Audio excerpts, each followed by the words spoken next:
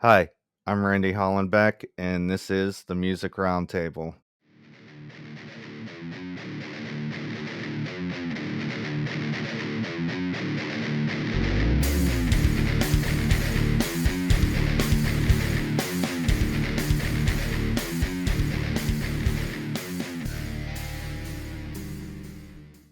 Today on the show, we have Alex from hard rock band In Our Wake. How's it going?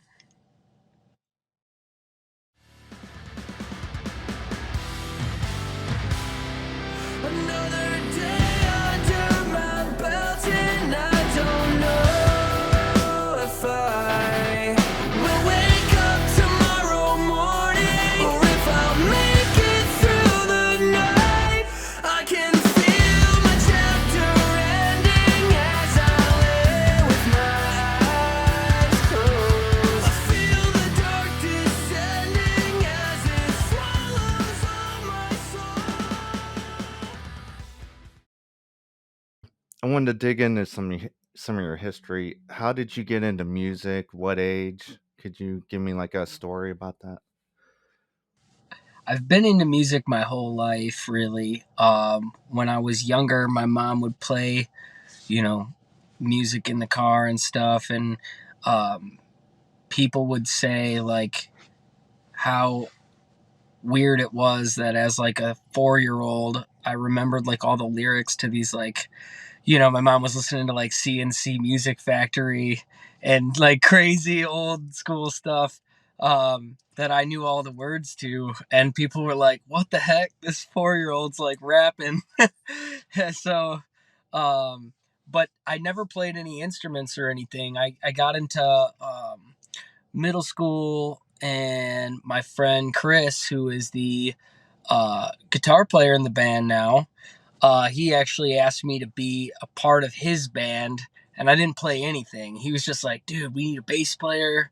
Can you hop on? I'm like, yeah, sure. Like, I got nothing to lose. I asked my dad if he'd buy me a bass. I didn't have any money. So my dad bought me a bass. I played it like a guitar, but I did everything on one string for like 2 years or a year and a half or something. And then I was like, I can't, this is like boring me. I wanted to play guitar. So I'm actually, believe it or not, I've been a guitar player since I was 14 years old. So I've been playing for 16 years now. I'm 30. And uh, when In Our Wake, I was in a bunch of bands before In Our Wake that I always just played like lead guitar. And in like 2014, we started a project called Without End, which I was originally singing backup and doing screams and playing guitar. And our vocalist at the time ended up quitting the band the night of our CD release show, like our first EP. So it was like we had set it up all professional, as good as we could get. And then it came out, and we were like, now we have to advertise a completely different product. Like, we tried to find a vocalist forever, couldn't find one. And that's actually how I ended up becoming a vocalist, is because we didn't have anybody else to do it, and I was already singing 70% of the song doing backups because I was doing harmonies and screams. So that's how because I'm a technical guitar player sometimes, not all the time.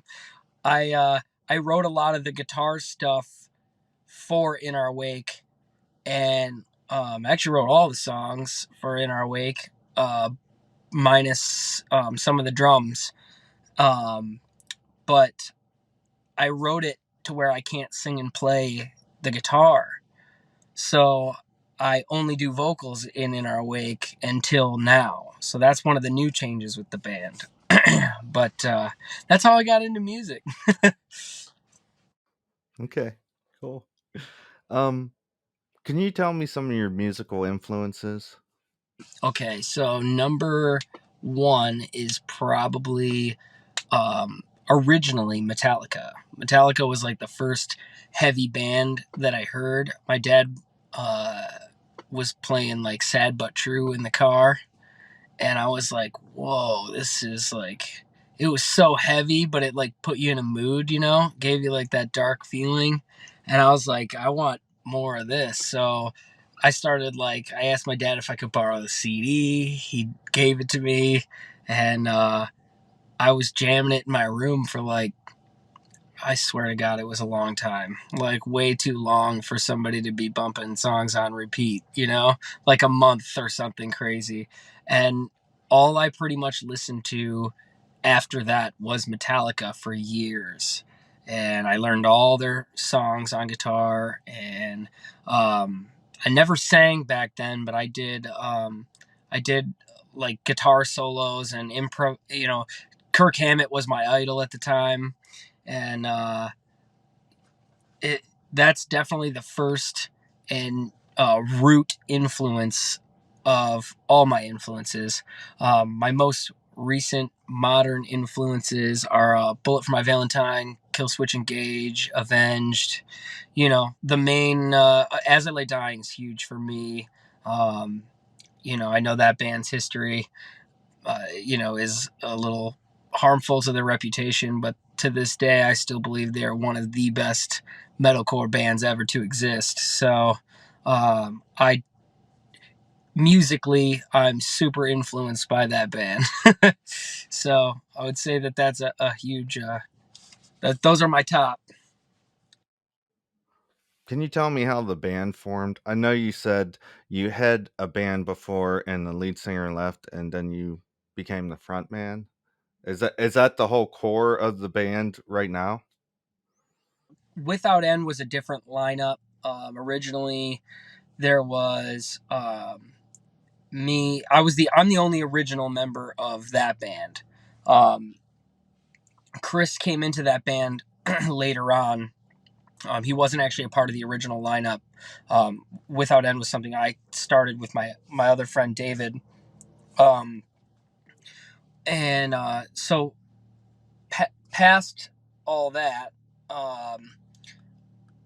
I ended up we Without End had like creative differences. Our bass player at the time wanted to focus on school, and it was like me, my drummer, and my guitar player. And me and Chris, we've been best friends since diapers, so we bicker like we love each other as much as we hate each other. You know what I mean?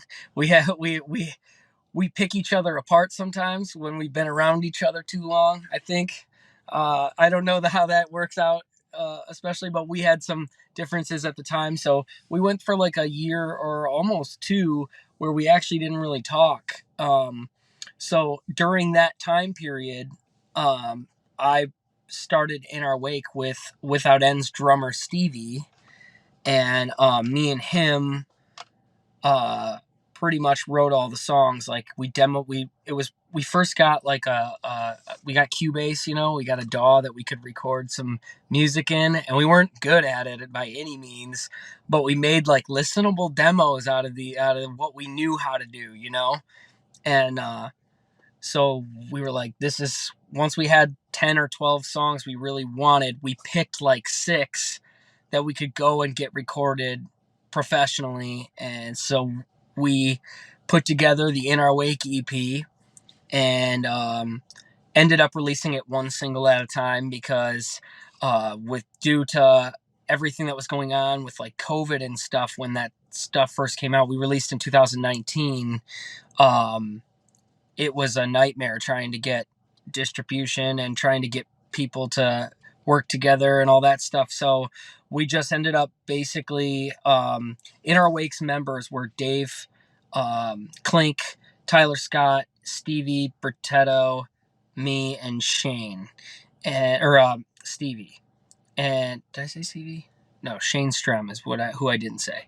So um, it was 5-piece band, and pretty much right after COVID happened, Dave and Tyler like quit the band. So, I don't know what really the story behind that is. Um, they have their own personal reasons for whatever they wanted to do. They went a different direction. And Shane and I tried to continue the band with new members, and just I think people's schedules didn't jive. On top of the writing was different styles and stuff. It wasn't really. It just wasn't getting. We weren't being productive with it, so we kind of like it was just a hiatus really for a while.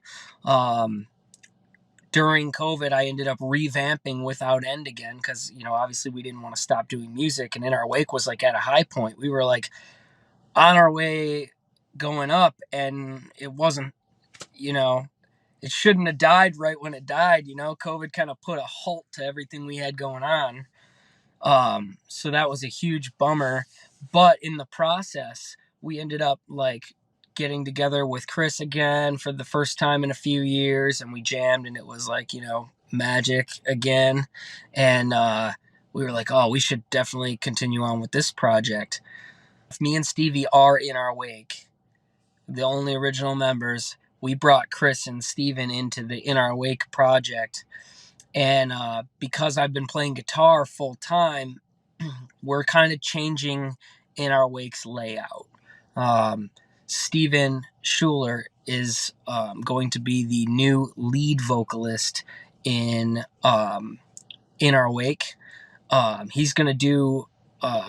We're going the metalcore route, like more metalcore than the hard rock, which I think we were kind of doing a mixture of both within Our Wake, but and we all sing. That's the thing. We have 3 vocalists now, so everybody is pretty solid. Me and Chris, our vocal harmonies are we like those big choruses, those metalcore choruses, and the belting bridges, and just like we got some powerhouse going on in our band. So I'm pretty excited about that.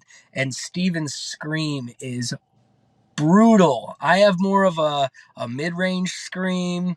Chris can do mids and some highs, but mostly ours ain't nothing compared to Steven's. He will blow. He can project without a microphone like no person I've ever heard.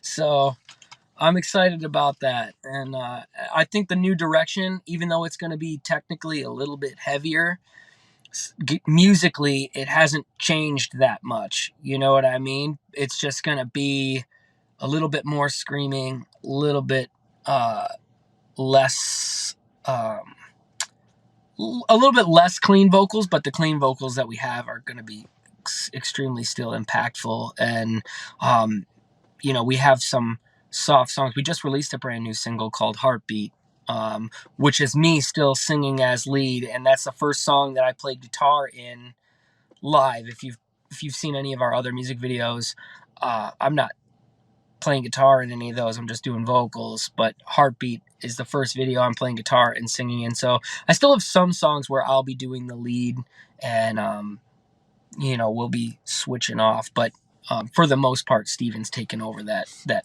role. How did you come up with the band name?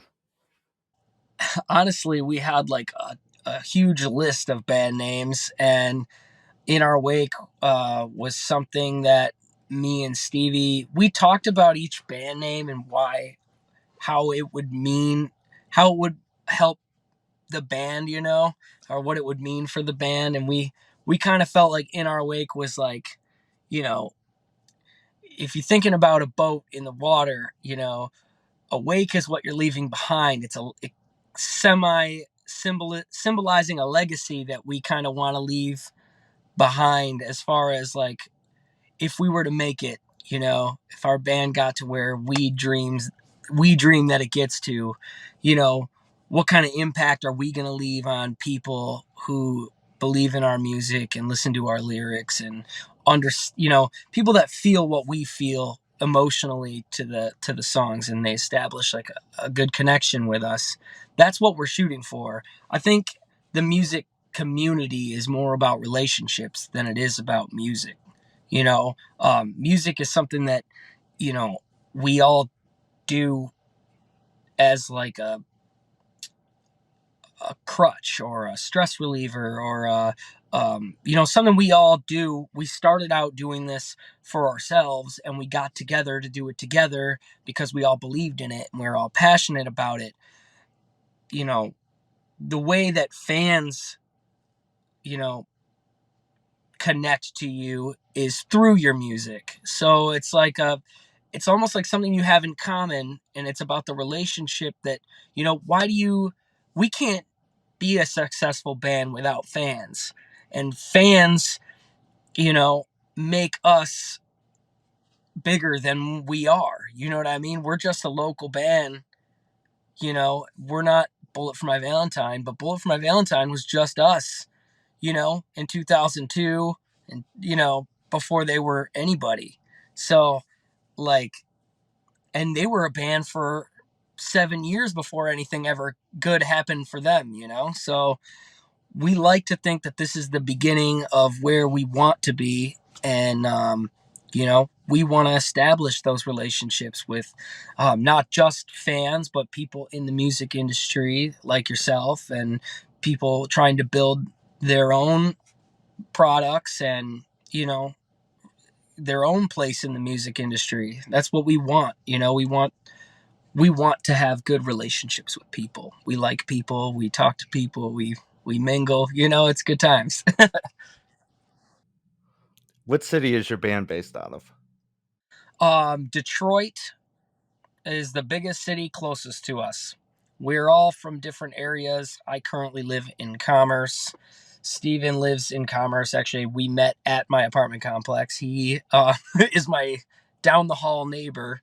And Chris and I have just known each other forever. We went to school together. Chris was from Lake Orion. He lives in Rochester. Stevie Bertetto is from Lake Orion as well. So we're all kind of spread out. I lived in Oxford for a long time. So Detroit is where we is our main city. That's where everybody goes to play music around here. So it's where we go to see music, the Fillmore and Harpo's and all the regulars around here. With you I settle for nothing. You make me better. My heart has felt so brand new since we've been together. And now I know for sure I'm never letting go. I want so much more. So much more. Okay. I wanted to dig in some of your songs. You had Never Letting Go. It was released in January 2021. And I was wondering if you could like tell me the story behind that song. Sure. So Never Letting Go sounds, I like to leave the lyrics open to, other people's perception, which Steven kind of he goes a little bit of a different route with lyric writing. He writes about specific things that he wants to talk about, good, topics that people can relate to, but they might be more public or more direct and to the point. You can really figure out what they are. Never Letting Go, to me, I feel like a lot of people perceive it as a relationship song, and it sort of is, but it's actually more touching on suicide. If you listen to the lyrics, it's when your road is at its end and there's nowhere left to go. Like, this is you at your wit's end. You don't know what to do, don't know where to go. You know, Basically, it's a positive song. It's taking the topic of suicide and saying, like, I'm always gonna be there for you. I'm always gonna be there for you to cry with, to be with, to laugh with. It's not that bad. Nothing is that bad. So Never Letting Go is literally about like never letting go. Like don't give up. Don't let go of everything that you have. You know, um, suicide is something that has been close to me with friends and people I've known, even that I wasn't so close with. You know, it's still super sad to see how that affects their family and their friends, and you know, it's hard to put yourself in somebody's shoes that's feeling that way, because you never know what their situation might be or what kind of anxiety is going through their head, and you know, the thumping in their chest. But it's, no matter how bad the problem, it's a temporary problem. And you know, suicide is a permanent and negative solution to that temporary problem that was going to go away. You know, no matter how bad it gets, life goes on. You know, you could lose everything and you can always start fresh somewhere, you know, whether you got to move away or move, you know, pack up your stuff, get away, meet new people, whatever it is, you can change your life, you know. There's always something you can do about it. And I've struggled with that before myself.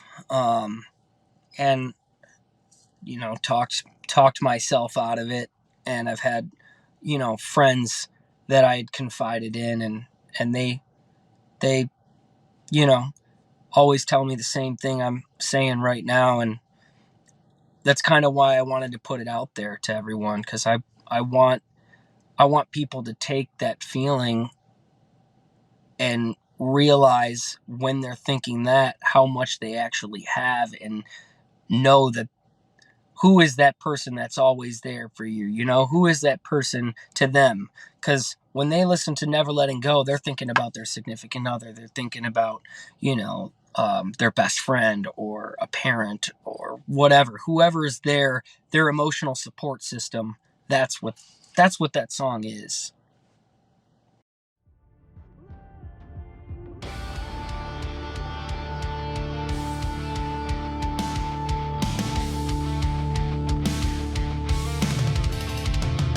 When your road is at its end and there's nowhere left to go, when you've lost your sense of purpose and you've lost your self-control, when everything is nothing and the future is not clear, you do not have to worry, no, you do not have to fear. There is a light at the end of the tunnel, shining through.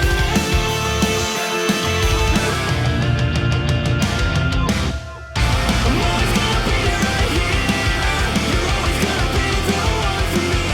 And every time you shed those tears, I will be there with a shoulder to cry on, to ride on. I'm never letting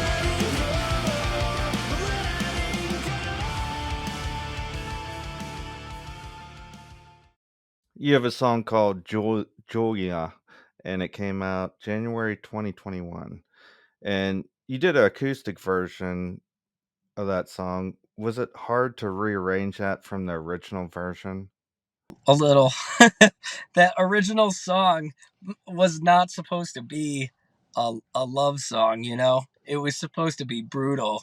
And I just, at the time, you know, um, me and Julia is my wife. She was my girlfriend at the time I wrote that.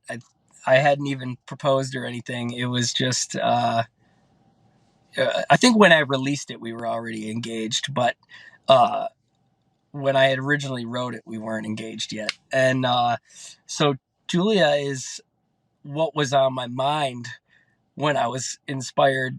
You know, I couldn't figure out lyrics for that song for the longest time.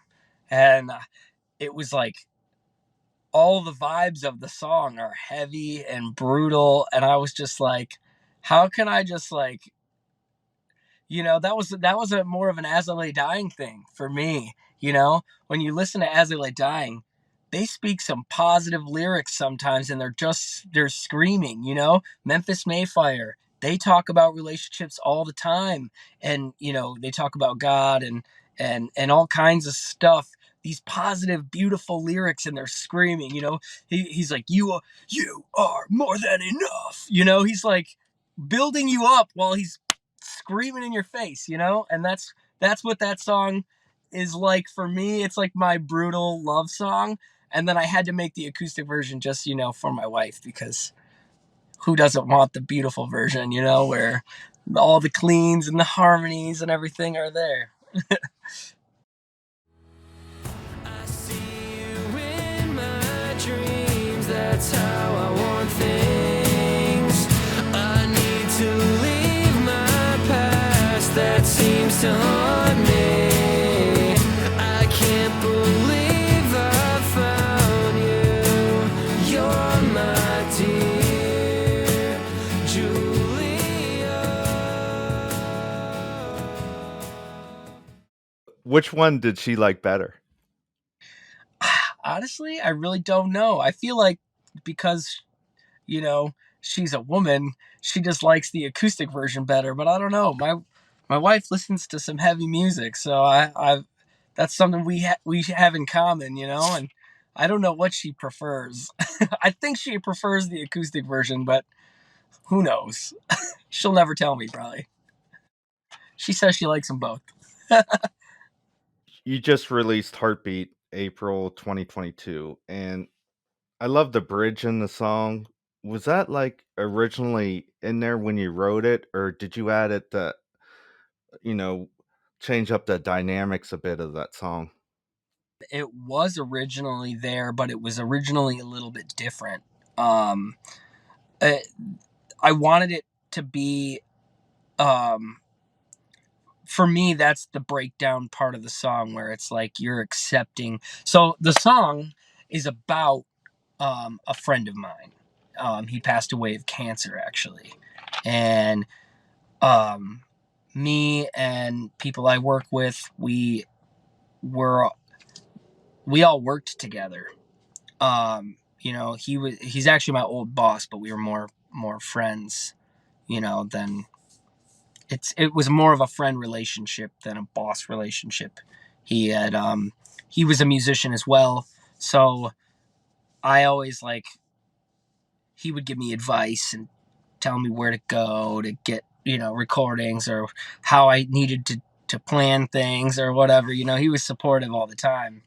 And when he got cancer, he was really positive through the whole thing. They gave him like X amount of time to live, and he outdid that by a couple years. Like I think I think I truly believe, and I don't know if it's true. I don't know if it can be proven, but I believe his personality is the reason that he lasted, because I'm if you give up or don't have a will to fight, those people pass away quick, or sooner. And as soon as he was diagnosed, he didn't go right to thinking the worst. He went to we're gonna kick this thing's ass. And he believed in technology and how good things are nowadays, that he really believed he could beat it. And it ended up spreading to his spine and to his brain. And um, you know towards the end for him, um, you know, he had kind of it got to the point where like he didn't know if he was gonna be there the next day, if he was gonna make it through the night or not. And so the song is cool because artistically, um, I don't know, that's what I'm calling it. I don't know if it's technically artistically or not, but the song is from two point of views. So the verse is from his point of view, and the chorus is from his wife's point of view. So she's like, you know, I'm gonna be there with you through the night. I'm gonna be by your side. You know, never give up, never give in. This is, you can beat this, that kind of thing. And he's like, I'm ready to go. He's been suffering for a while, and now he's to the point where, it's hurting and he's feeling the pain, and walking around is getting hard. And, he's starting to really be miserable, and he can't enjoy the things he used to enjoy, like the time with his wife. He doesn't have the freedom he used to physically. And, um, there's, there was just a lot going on for him. And, mentally, that was my um, rendition on how I felt he was feeling. Um, some of the things he said, and some of the things in there, I put in there what I would have been feeling.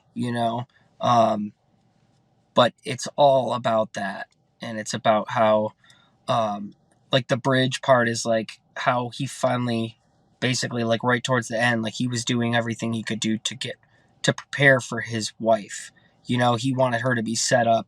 He didn't want her to have to struggle. He wanted to make sure she had the help she needed from the people around him, and that kind of thing. And so that bridge is saying, you know I know that if my heart stops, I'm going to be okay. He's not going to be hurting anymore. He knows comfortably she's going to be okay, you know, and his kids are going to be all right. They have a long life ahead of them, and they're not going to struggle. She's not going to struggle to take care of them, and that sort of thing. That's what that song is. So it's super close song to me, important song to me. Um, One of the reasons why that's the first song we put out since coming back is because of that. And we have a couple other really good songs that are going to be coming out, and um all touch on some really good topics. So it's exciting. Not all of them are as depressing as I like to write.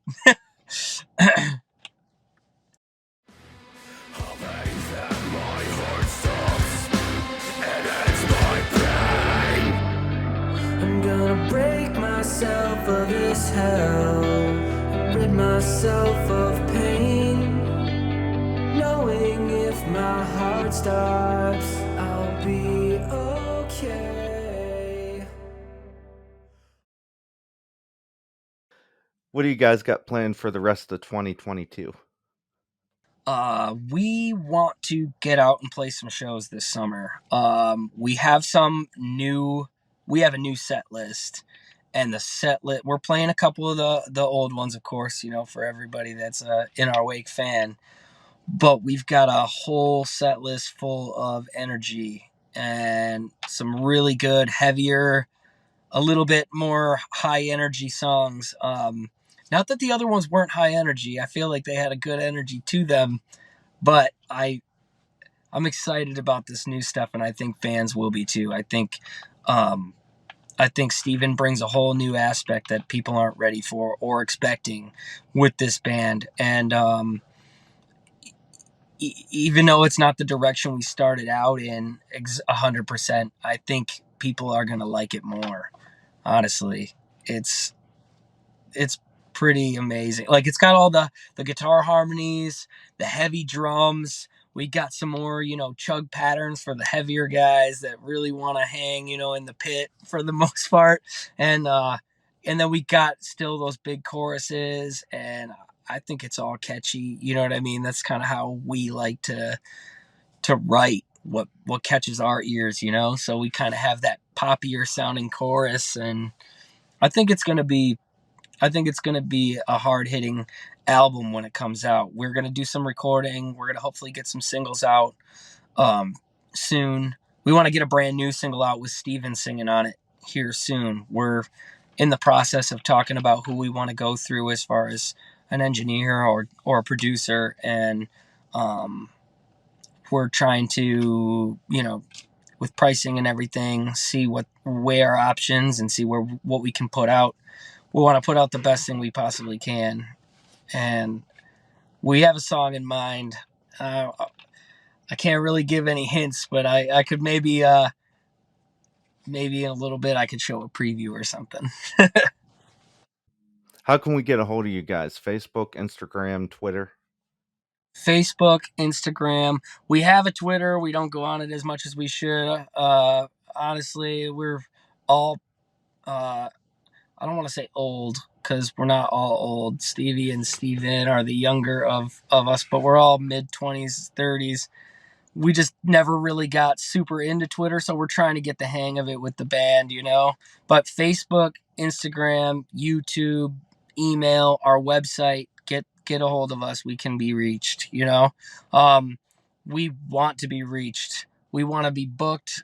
We want to play some shows this summer. We're potentially trying to get some festivals, but I don't know if we'll get any slots this year. Usually you have to sign up for that stuff pretty early, so most of the summer stuff's already booked, and we're kind of late to the game with the new album and the changes we've been going through. So that might be a next year thing, but we'll see.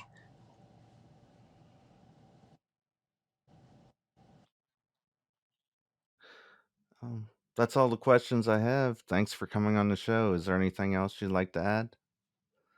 Thanks for having me, man. I appreciate it, and in our wake appreciates it. You know, we appreciate the exposure to your fans, and you know, hopefully everybody's excited for the new stuff, and hopefully we'll see you again.